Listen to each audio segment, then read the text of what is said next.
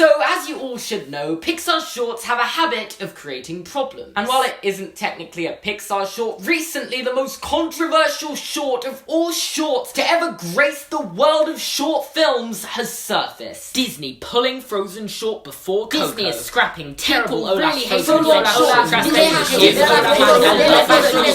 Like, in all my weeks of complaining about shorts, this is the most problematic animated short ever. Congrats, Olaf's Frozen Adventure. I feel like you deserve that title. They're actually calling it a featurette because it's 22 minutes long, and that's longer than an episode of Friends. And I know what I'd rather be watching. But anyway, this featurette was playing in front of a Pixar film, so I'm counting it as a Pixar short. And you know, if there's anyone on the internet who likes to complain about Pixar shorts, it's this guy. But I, surprisingly, am not here to complain about it today. Kind of. I'll probably complain about it quite a lot. But primarily, I'm going to explain what went wrong.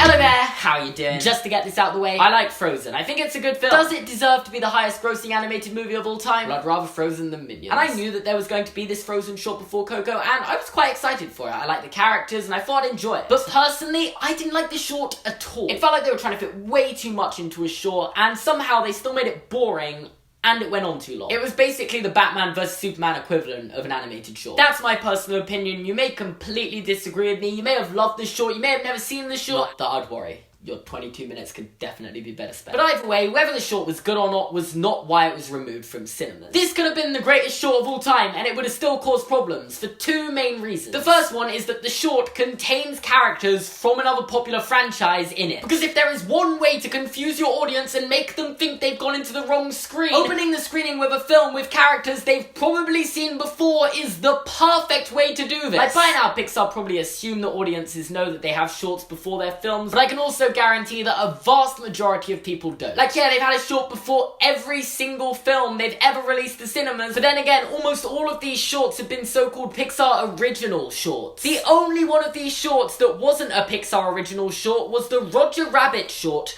Roller Coaster Rabbit, playing before literally their first ever movie, Toy Story, in 1995. Not that I was alive to see that in cinemas, it just says so on Wikipedia. But there are some huge differences when comparing Roller Coaster Rabbit to Olaf's Frozen Adventure. Roller Coaster Rabbit had already been out for 5 years before Toy Story premiered, and people had probably already seen it and knew that it was a short. Also, quite importantly, it's only 7 minutes long. Olaf's Frozen Adventure, if you hadn't known it was coming, may have literally made you question whether you've walked into Frozen 2 accidentally. And this is the second point. Olaf's Frozen Adventure is 22 minutes long. This is by far the longest short film Pixar have ever opened a screening with. Like, to put it into context, the longest before this was Sanjay's Super Team, which premiered before The Good Dinosaur, which was 7 minutes and 7 seconds long. Olaf's Frozen Adventure is over 3 times as long. And I can say from personal experience that it kind of just goes on, and on, and on, and on. And keep saying and on for 21 more minutes and you still want to reach the end. And on,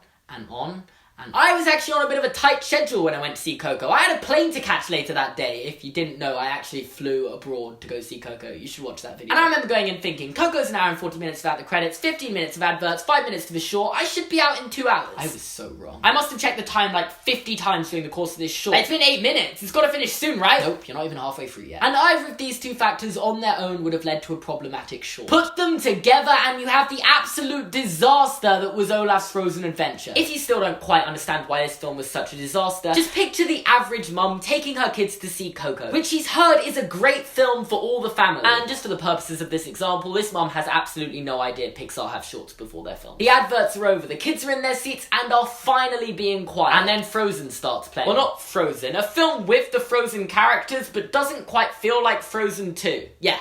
That starts playing. Which causes her kids to start asking, why are the Frozen characters on the screen? They thought they were here to see Coco. And I actually have a personal experience of this from when I went to see Coco, because the minute the short started, the kids behind me, quite loudly by the way, started asking whoever they were with, why is Frozen playing? And after about 10 to 15 minutes, this mum is really confused. Again, in my particular screening of the film, I actually remember a few people leaving the screen during the short to check if they were in the right room. Because for some reason, 20 minutes into Coco, they are still watching watching an animated short about the characters from Frozen with 4 songs. Yeah, I haven't brought this up yet, but they managed to fit 4 original songs into this featurette. 4! Frozen itself only has 9 original songs in its entirety. That means this short is nearly half the way to literally just being Frozen 2. Big problem is, no one in the cinema came to see Frozen 2. We came to see Coco, and this short could have completely ruined the experience to what is one of Pixar's greatest films for some people. And this is because, first and foremost, Coco is a film targeted at kids. It's a kids film, and quite a long one too. Excluding the end credits, Coco is 100 minutes long. And Dan, the Pixar fan from the Pixar post, has actually enlisted the lengths of all the Pixar films excluding the credits. And Coco, on its own, would be the 4th longest film on this list. Add on to this the 22 minutes from Olaf's Frozen Adventure, and suddenly it's the longest film on this list by 15 minutes. Technically 14, but 15 sounds better. And I don't know if you know this, but a lot of children do not have the attention span to sit through a 2-hour movie. I know this because my sister was one of these kids. When she was 3 or 4, she couldn't sit still for 5 minutes, let alone 2 hours. And again, I can recall lots of children getting bored and moving about during my showing of Coco, which firstly can ruin the experience for the families that have brought their kids to the film,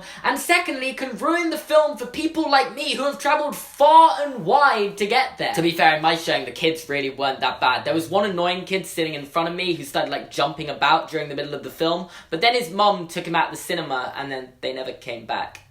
I wonder what happened to him. But yeah, okay, I hear you. Cinema's getting a few complaints saying the short ruined their experience isn't going to be enough for Disney to cut the short out of screenings. So what's the real reason it's been removed? And while Disney are claiming that cutting the featurette from screenings after 11 days was always part of their plan, not too many people are buying it. Now, while I'm not 100% sure, I think you can place a pretty good guess that the reason it's been cut is because of money. Coco has actually done extremely well at the box office, to a lot of people's surprise. But I believe it could have done a lot better if Olaf's Frozen Adventure wasn't playing before. And here's how. Coco is 109 minutes long. Olaf's Frozen Adventure is 22 minutes long. Which means if at the average cinema they have 5 screenings of Coco during the day, the amount of time spent watching Olaf's Frozen Adventure would actually amount to the same amount of time it would take to watch Coco the whole way through. Because 22 times 5 equals 110. Meaning if they cut out Olaf's Frozen Adventure, this cinema that has 5 screenings of Coco during the day could now have 6 screenings of Coco during the day. And I'm not an expert, I've never worked at the cinema before, but it seems like pretty basic maths that more screenings of a film equals more people going to the film, which in turn would mean more money for the cinemas and more money for Disney. Meaning Coco's domestic box office in the US, which totaled around $50 million, could have been about $60 million had Olaf's Frozen Adventure been scrapped from the start. And those of you who are thinking, well, more screenings doesn't necessarily equal more people going to the cinema, like you'd go to the cinema anyway. So let me bring your attention to Exhibit A.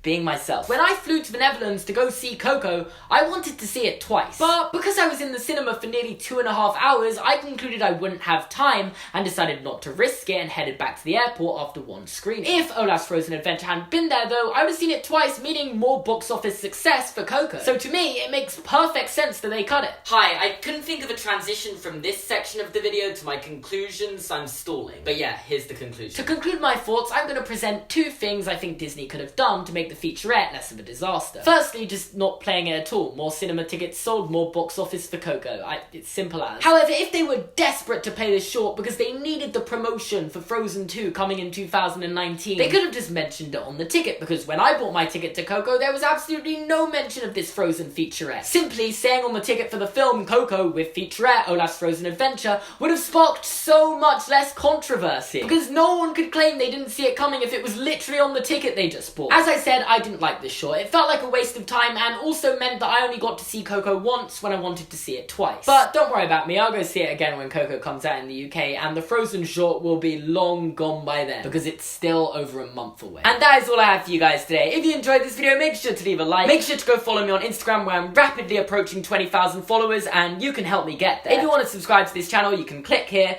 You can watch another video like this one in my Disney videos playlist by clicking here. You can follow me on YouNow, Twitter and Snapchat as well. Links in the description down below. Thanks so much for watching, and I'll see you guys next time.